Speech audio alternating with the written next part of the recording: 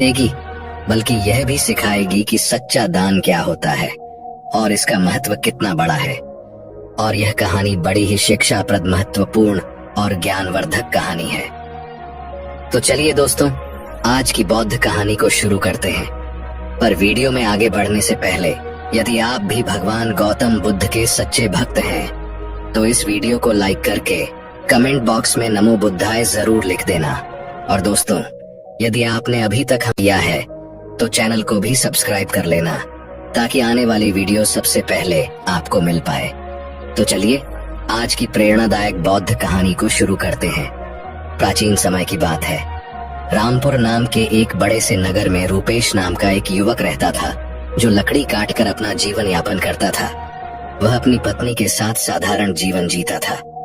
चलाऊ लकड़ी से होने वाली आमदनी पर्याप्त नहीं थी, जिससे हमेशा उसके परिवार में भोजन और कपड़ों की कमी बनी रहती थी।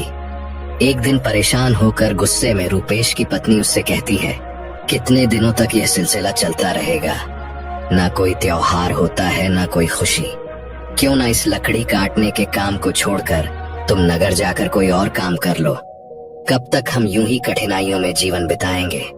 रूपेश ने बड़े प्यार से उत्तर दिया, मैं हमेशा तुम्हारी बात मानता हूँ, लेकिन मैंने पहले भी कहा है कि मैं यह नगर नहीं छोड़ सकता। शहर में यहाँ की जैसी शांति नहीं मिलेगी। मैं नहीं चाहता कि यह विषय हमारे बीच दोबारा आए। उसकी पत्नी ने कहा, ठीक है, जैसा तुम्हें सही लगे। खाना तैयार है, खाकर चले जाओ। भोजन करने के बाद रूपेश लकड़ी काटने के लिए जंगल की ओर निकल पड़ा। चलते चलते वह काफी दूर चला गया। वह सोचने लगा, आज तो बहुत दूर आ गया हूँ, मुझे एक बड़ा पेड़ चाहिए, लेकिन ऐसा कोई नजर नहीं आ रहा। वहाँ एक पेड़ है, पर छोटा है। चलो आज के लिए इसी से काम चला लेता हूँ। रूपेश ने वह पेड़ काटा और सिर पर जलाऊ लकड़ी का गट्ठर रखकर नगर की ओर बेचने के लिए निकल पड़ा। लेकिन नगर पहुंचने पर उसने देखा कि लकड़ी खरीदने वाला कोई नहीं था। वह सोचने लगा, क्या मुझे यह सारी लकड़ियां वापस घर ले जानी पड़ेंगी? तभी रास्ते में एक पंडित ने उसे आवाज लगाई, सुनो लकड़ी बेचने वाले, इधर आओ। ये लकड़ियां कितने की हैं? रूपेश ने कहा, पंडित जी, आपको सारी लकड़ियां चाहिए या आधी? अगर सारी चाहिए तो कम दाम में दे दूंगा। पंडित ने कहा, मुझे सारी लकड़ियां चाहिए, लेकिन तुम्हारे बताए गए दाम पर नहीं। मैं सिर्फ अपने दाम पर दे सकता हूँ। रूपेश ने थकान भरे स्वर में कहा, अरे तो फिर ये लकड़ियां बहुत सस्ती हो जाएंगी, लेकिन चलिए दे दीजिए, वैसे भी मैं थक चुका हूँ। पंडित ने 50 रुपए देते हुए कहा, ये लो, और लकड़ियां यहाँ रख दो। वैसे तुम भूखे लग रहे हो, क्या कुछ खाना खाओगे? सब तैयार है, खाना खाकर ही जाना। रूपेश ने कहा, मुझे भूख तो बहुत लगी है, लेकिन अगर मैं खाऊंगा तो आपके लिए खाना नहीं बचेगा। रहने दीजिए, मैं घर जाकर खा लूंगा। पंडित मुस्कुराते हुए बोले, चिंता मत करो, यहाँ इतना खाना है कि 10 लोग और खा सकते हैं। जब भी भूख लगे यहाँ आया करो। रूपेश ने पूछा, क्या आप हमेशा ही सबको ऐसे खाना खिलाते हैं? पंडित ने उत्तर दिया, जब तक ईश्वर मुझे शक्ति देते हैं मैं यह करता रहूंगा, यह सब उनकी मर्जी है। रूपेश ने कहा, ठीक है, तो मैं आज खाना यहीं पर खाऊंगा। उस दिन रूपेश ने उस पंडित के घर भर पेट भोजन किया और धन्यवाद देते हुए बोला, महाराज, आप बहुत ही दयालु और नेक दिल इंसान के हैं। ऐसा अच्छा काम करने में मैं आपकी मदद करना चाहता हूँ। अब से मैं लकड़ियां मुफ्त में ही दिया करूंगा। ठीक है, अब मैं चलता हूँ, पंडित ने कहा। बेटा सकुशल जाओ। रूपेश ने काटी हुई सारी लकड़ियां पंडित को मुफ्त में दे दी और घर की ओर निकल गया। घर पहुंचते ही उसकी पत्नी ने पूछा, इतनी देर क्यों हो गई क्या? आज लकड़ियों का अच्छा सौदा मिल गया, लाओ पैसे। रूपेश ने उत्तर दिया, देखो सौदा अच्छा तो नहीं था, आज केवल 50 रुपए ही मिले थे। ये लो। उसकी पत्नी ने आश्चर्य से पूछा, क्या सच में तुम मुझे केवल 50 रुपए दे रहे हो? मैंने सोचा था कि आज शायद 2 गुना कमा लाओगे, लेकिन तुमने तो आधे ही दिए हैं। इतनी देर तक तुम कहाँ थे, क्या कर रहे थे? तब रूपेश ने कहा, मैं लकड़ियां बेचने निकला था, लेकिन खरीदने वाला कोई नहीं मिला। फिर पास के नगर गोविंदपुर में पंडित नाम के एक विद्वान के घर चला गया। वे जो भी वहां जाता है उसे से प्यार से भोजन कराते हैं। ऐसे लोगों के लिए हमें कुछ करना चाहिए। उसकी पत्नी ने पूछा, हमेशा खाना खिलाते हैं? फिर तो वे बहुत अमीर होंगे। नहीं तो इतने लोगों को खाना कैसे खिलाते हैं? और तुमने उनकी मदद कैसे की? रुपेश ने कहा, वे उतने अमीर नहीं हैं जितना तुम सोच रही हो। वे एक अच्छी भावना रखते हैं और गोविंदपुर के मंदिर के पुजारी हैं। वे अपनी मेहनत की कमाई से ही सबको खिलाते हैं। मैंने उनकी मदद के लिए कहा कि मैं उनके लिए हमेशा लकड़ियां 50 रुपए में ही काटो कर दे दिया करूंगा। उसकी पत्नी ने कहा, इतना ही काफी है, लेकिन अगर तुम 2 गट्ठर लकड़ी नहीं काट सकते तो हर दिन 50 रुपए में घर कैसे चलेगा? मुझे बताओ। रुपेश ने उत्तर दिया, मैं अपनी हर कोशिश करूंगा और जो भगवान की इच्छा होगी वह होगा। आज मैंने उनके घर खाना खाया है, एक दिन तुम्हें भी वहां ले चलूंगा। इसके बाद रुपेश ने हर दिन जलाव लकड़ी काटी और अपने वादे के मुताबिक पंडित को सिर्फ 50 रुपए में ही बेचा। एक दिन पंडित भोजन करने बैठे ही थे कि बाहर से आवाज आई, महाराज लकड़ी लेकर आया हूँ, रुपए दे दीजिए, यहाँ आकर लकड़ियां ले लीजिए ताकि मैं जा सकूं। पंडित ने बाहर आकर कहा, रुपेश मैं आज तुम्हें 50 रुपए नहीं दे सकता, तुम अपनी लकड़ियां वापस ले जाओ। रुपेश ने कहा, पैसे कल दे देना, लेकिन लकड़ियां यहीं छोड़ूंगा, मुझे बहुत भूख लगी है, क्या आप मुझे भोजन दे सकते हैं? वैसे भी आप सबको खिलाते हैं। पंडित ने मुस्कुराते हुए कहा, बहुत अच्छे रुपेश, पहले अपने हाथ पैर धो लो, तब तक मैं भोजन की व्यवस्था करता हूँ। पंडित ने घर के अंदर जाकर अपनी पत्नी से यह बात कही। उसकी पत्नी बोली, आपने ऐसा वादा क्यों किया? हमारे घर में खाने के लिए कुछ भी नहीं बचा है, सिवाय उस भोजन के जो मैंने अभी आपको परोसा है। पंडित की पत्नी बोली, इस समय हम रुपेश को कैसे खिलाएंगे? सारा खाना खत्म हो चुका है, क्या आपको यह नहीं पता? पंडित बोले, अरे इसमें कौन सी बड़ी बात हो गई? तुमने जो खाना परोसा है वह रुपेश के लिए पर्याप्त है। मैं सोच रहा कि आज उपवास कर लूं। पंडित की पत्नी बोली, मुझे बताओ तुम ऐसा कितनी बार करोगे? जब हमारे पास खुद के लिए भी पर्याप्त नहीं है तो दूसरों के लिए इतना सब क्यों करते हो? यह सब कहां से आएगा? पंडित बोले, भगवान सब कुछ देते हैं, पहले रुपेश को भोजन परोस दो। पंडित ऐसे ही उन लोगों को भोजन कराते रहे, भले ही उनके पास स्वयं के लिए भी कुछ ना हो। एक दिन रुपेश लकड़ी काटने जंगल गया। उसने सोचा, जंगल के किनारे के सारे सूखे पेड़ तो मैं पहले ही काट चुका हूँ, अब जो बचे हैं वे सब हरे पेड़ हैं। जंगल के अंदर जाना थोड़ा मुश्किल लग रहा है, मैं इससे पहले कभी इतना अंदर नहीं गया, यहाँ जंगली जानवर भी हो सकते हैं, अगर मुझे कुछ हो गया तो क्या होगा? ये सोचकर वह जंगल के भीतर डरते डरते चला गया। वह काफी दूर निकल गया, लेकिन कोई उपयुक्त पेड़ नहीं मिला। अचानक उसे एक बड़ा पेड़ दिखा। उसने सोचा, यह शाखा तो काफी मजबूत है, इसे काटूं तो 3 गट्ठर लकड़ी बन जाएंगे, पहले ही बहुत देर हो चुकी है। यह सोचकर रुपेश उस पेड़ पर चढ़ गया। वह उसी शाखा पर बैठ गया और उसी को काटने लगा। शाखा बहुत बड़ी थी, इसलिए कटने के बाद वह बगल के पेड़ और एक छोटे टीले के पास गिर गई। तभी अचानक वहां एक साधु प्रकट हुए और क्रोध में बोले, मेरी तपस्या किसने भंग की? लगता है यह तुम ही थे, मैं तुम्हें श्राप देता हूँ कि तुम कुत्ते बन जाओगे। रुपेश घबरा गया और बोला, महाराज मुझे माफ कर दीजिए, मुझे नहीं पता था कि आप यहाँ तपस्या कर रहे हैं। साधु बोले, मैं यहाँ 100 वर्षों से तपस्या कर रहा हूँ, तुमने मेरी तपस्या तोड़ी है, इसलिए यह श्राप दिया है। रुपेश ने विनती की, महाराज मैं रोज लकड़ियां काटने आता हूँ और उन्हें बेचकर अपनी आजीविका चलाता हूँ, मैंने जानबूझकर ऐसा नहीं किया, कृपया इस श्राप को वापस ले लीजिए।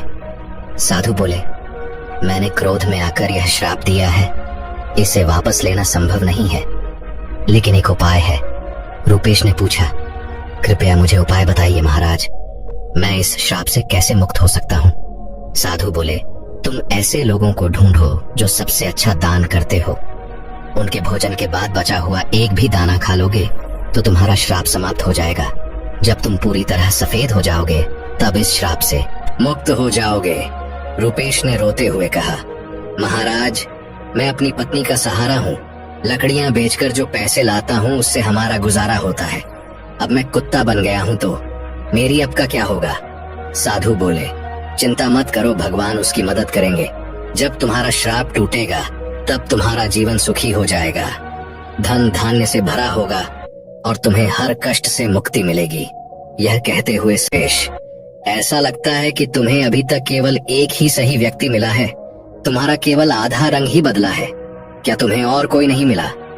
श्राप मिले हुए भी काफी समय हो गया। रूपेश कहता है, मुझे तो शक है। पंडित जी का खाना खाकर मैं आधा फे हो गया। इसके बाद मैंने उनसे भी बड़े दानी लोगों को देखा, लेकिन उनके खाने का कोई असर नहीं हुआ। साधु थोड़ी देर रुककर बोलते हैं, इसमें आश्चर्य की बात नहीं है। उनके कर्मों का वास्तविक स्वरूप जानना जरूरी है। रूपेश जवाब देता है, इसके अलावा हमारे नगर के सेठ बहुत धर्मी है। 1 हफ्ते तक सेठ ने सभी को भोजन कराया और वस्त्र भी बांटे। इतने धर्मपरायण व्यक्ति द्वारा खाया हुआ भोजन खाने के बाद भी मैं श्राप से मुक्त नहीं हो पाया। इसमें कुछ रहस्य जरूर है। रूपेश ने साधु से कहा, मुझे कुछ समझ नहीं आ रहा है महाराज, कृपया आप ही बताइए। साधु ने कहा, रूपेश, जिन जिन लोगों को तुमने देखा उनमें से किसी का दान सच्चा दान नहीं था। मदन ऐसी चीजें दान कर रहा था जिनकी उसे कोई जरूरत नहीं थी। अगर उसे उनकी जरूरत होती तो वह उन्हें कभी दान नहीं करता। और सेठ जो कुछ भी देता है उसे दान नहीं माना जा सकता, क्योंकि वह खुद नहीं कमाता। वह तुम्हारे जैसे लोगों द्वारा दिए गए कर्ज के मुनाफे का उपयोग राज्य के लोगों पर करता है। साधु ने आगे कहा, कल के दान में जो भोजन और वस्त्र बांटे गए वे भी कर्ज के मुनाफे से ही आए थे। इसीलिए सेठ द्वारा किया गया दान नहीं माना जाएगा। वह सिर्फ लोगों का पैसा लोगों पर खर्च कर रहा है। ऐसे में राजा के भोजन का तुम्हारे श्राप पर कोई असर नहीं हो सकता। समझ लो, सही दान वही था जो पंडित ने भूखे को भोजन देकर किया। भले ही उन्होंने खुद नहीं खाया, लेकिन उनका दान से श्रेष्ठ था। इसीलिए तुम्हें और प्रयास करना होगा। तुम श्राप से मुक्ति के करीब हो। रूपेश ने कहा, समझ गया महाराज, धन्यवाद। उदास मन से रूपेश वहां से चल पड़ा। उसने सोचा, बाप रे, कितनी दूर आ गया हूँ, बहुत भूख लगी है। अच्छा होगा कि पास में कुछ खाने को मिल जाए। तभी उसने देखा एक किसान घड़े में पानी लेकर जा रहा था। पास में खड़े 2 युवक आपस में बातें कर रहे थे। उस किसान को देख रहे हो, वह रोज इस धूप में इस पानी से भरे मटके से यह से गुजरने वालों को घड़े में से पानी पिलाता है। वह बूढ़ा आदमी 90 साल से अधिक का लगता है, पर फिर भी उसका काम काबिले तारीफ है। थोड़ी देर में किसान ने खाना निकाला और खाने लगा। भूखे रूपेश को देखकर किसान ने अपने भोजन में से कुछ लिया और उसे दे दिया। जैसे ही रूपेश ने वह भोजन खाया, उसका श्राप समाप्त हो गया और वह वापस इंसान बन गया। उसने किसान को धन्यवाद दिया और खुशी खुशी वापस लौट आया। उसने सोचा, सचमुच दान कभी छोटा या बड़ा नहीं होता। भूख मिटाने वाले पंडित और प्यास बुझाने वाले इस किसान जैसा होना ही सच्चा दान है। सबसे अच्छा दान वही है जो अपने स्वार्थ के बजाय दूसरों की मदद के लिए किया जाए। चलते चलते रूपेश अपनी पत्नी के पास नगर पहुंच गया और खुशी से रहने लगा। उधर पंडित ने इतना दान कर दिया था कि उनके पास खाने को भी कुछ नहीं रह गया था। जब उसकी पत्नी ने उससे कहा, पास के नगर में एक राजा रहते हैं जो पुण्य को खरीद लेते हैं। आप उनके पास जाकर अपना कुछ पुण्य बेचकर पैसे ले आइए ताकि हमारा काम चल सके। पंडित ने पहले तो मना कर दिया, लेकिन पत्नी के बार बार कहने पर वह जाने को तैयार हो गया। उसकी पत्नी ने उसके खाने के लिए 4 रोटियां बना दी। पंडित अपने घर से चल दिया। जब वह नगर के समीप पहुंचा तो उसने एक तालाब देखा। वहां स्नान आदि कर्मों से निवृत्त होकर वह रोटियां खाने के लिए बैठा ही था कि एक कुतिया उसके सामने आ गई। कुतिया ने जंगल में बच्चों को जन्म दिया था। 3 दिन से कुतिया और उसके बच्चे भूखे थे। भारी बारिश के कारण वह बच्चों को छोड़कर कहीं जा भी नहीं सकती थी। पंडित ने कुतिया को भूखा देखा तो अपने भोजन में से एक रोटी उसे दे दी। कुतिया ने रोटी खा ली। फिर उसने दूसरी रोटी दी जिसे कुतिया ने खा लिया। इस तरह पंडित ने एक एक करके अपनी 4 रोटियां कुतिया को खिला दी। कुतिया तृप्त हो गई, लेकिन पंडित खुद भूखा रह गया और वहां से चल पड़ा। पंडित राजा के पास पहुंचा और कहा, मैं अपना पुण्य बेचना चाहता हूँ। राजा ने कहा, आप दोपहर के बाद आइए। राजा ने अपनी पत्नी से पूछा, एक विद्वान यहाँ आया है जो अपना पुण्य बेचना चाहता है। तुम्हारे अनुसार उसके पुण्य में से कौन सा पुण्य सबसे बड़ा है जिसे मैं खरीदूं? यह सुनकर राजा की पत्नी बोली, आप उस पंडित से वह पुण्य खरीद लीजिए जो आज उसने जंगल में एक बच्चों वाली कुतिया को रोटी खिलाकर कमाया है। वही पुण्य अच्छा है। पत्नी की यह बात सुनकर राज पंडित के पास गया और बोला, आप कौन सा पुण्य मुझे देंगे? पंडित बोला, आप कौन सा पुण्य लेना चाहते हैं? राजा ने कहा, आज आपने जो यज्ञ किया हम उसी का पुण्य लेना चाहेंगे। पंडित ने कहा, मैंने आज कोई यज्ञ नहीं किया, मेरे पास इतना धन ही नहीं है कि यज्ञ कर सकूं। राजा ने उत्तर दिया, आपने आज तालाब किनारे एक भूखी कुतिया को 4 रोटियां खिलाई हैं, हम वही पुण्य खरीदना चाहते हैं। पंडित ने पूछा, उस समय तो वहां कोई नहीं था, आपको कैसे पता चला? राजा ने कहा, री पत्नी पतिव्रता है, उसने यह सब देखा और मुझे बताया। पंडित ने कहा, अच्छा, लेकिन इसका मूल्य क्या देंगे? राजा ने कहा, आपकी रोटियों जितने वजन का जो कुछ भी था, मैं उतने ही वजन के हीरे मोती तौल कर दूंगा। पंडित ने सहमति दे दी। राजा ने रोटियों के वजन की बराबरी के लिए तराजू में हीरे और मोती रखवा दिए, लेकिन जितने भी रत्न रखे गए, रोटी वाला पलड़ा ऊपर नहीं उठा। राजा ने कहा, और रत्न लेकर आओ। जब पंडित ने अपने पुण्य का ऐसा प्रभाव देखा तो उसकी आंखें खुल गई। उसने कहा, राजा जी, मैं अभी यह पुण्य नहीं बेचूंगा। राजा बोला, जैसी आपकी इच्छा। पंडित वहां से चला गया। वह उसी तालाब के पास पहुंचा जहां उसने कुतिया को रोटियां खिलाई थी। वहां से उसने कुछ चमकते हुए कंकड़ पत्थर और कांच के टुकड़े उठाए, उन्हें एक कपड़े में बांधा और अपने घर लौट आया। घर पहुंचकर उसने अपनी पत्नी से कहा, इस पोटली को भोजन करने के बाद खोलना। इतना कहकर वह बाहर चला गया। पत्नी के मन में पोटली खोलने की उत्सुकता हो रही थी। उसने पोटली खोली तो उसमें हीरे पन्ने और माणिक चमक रहे थे। वह बेहद प्रसन्न हुई। थोड़ी देर बाद जब पंडित वापस आया तो उसकी पत्नी ने पूछा, इतने सारे हीरे पन्ने कहां से ले आए? पंडित ने कहा, क्यों, मजाक कर रही हो? पत्नी बोली, मजाक नहीं कर रही, मैंने खुद पोटली खोलकर देखी है, उसमें तो ढेर के ढेर बेशकीमती हीरे पन्ने भरे पड़े हैं। पंडित बोला, मुझे लाकर दिखाओ। पत्नी ने पोटली को उसके सामने रख दी। वह उन्हें देखकर चकित रह गया। उसने समझा कि यह सब उसी पुण्य का प्रभाव है जो उसने कुतिया को रोटियां खिलाने से प्राप्त हुआ। फिर उसने अपनी यात्रा का सारा वृत्तांत अपनी पत्नी को सुनाया।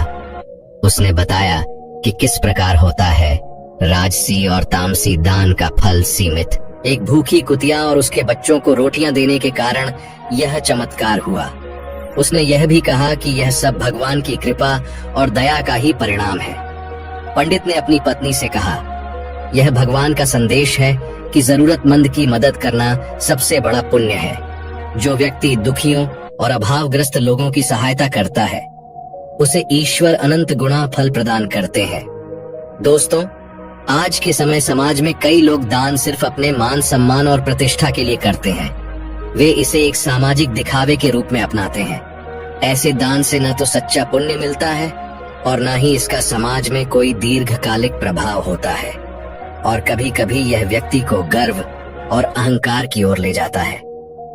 जैसे इस कहानी में पंडित ने अपनी भूख की परवाह किए बिना कुतिया और उसके बच्चों को 4 रोटियां दी। उसने सोचा भी नहीं था कि उसका यह छोटा सा त्याग इतना बड़ा फल देगा। यह कथा यह भी बताती है कि जरूरतमंद की सहायता करने का असली अवसर वही होता है जब वह वास्तव में संकट में हो। आपदा के समय दिया गया थोड़ा सा सहयोग भी अनमोल हो सकता है। यह न केवल पीड़ित व्यक्ति के जीवन को बदलता है, बल्कि दाता के जीवन में भी सकारात्मक परिवर्तन लाता है।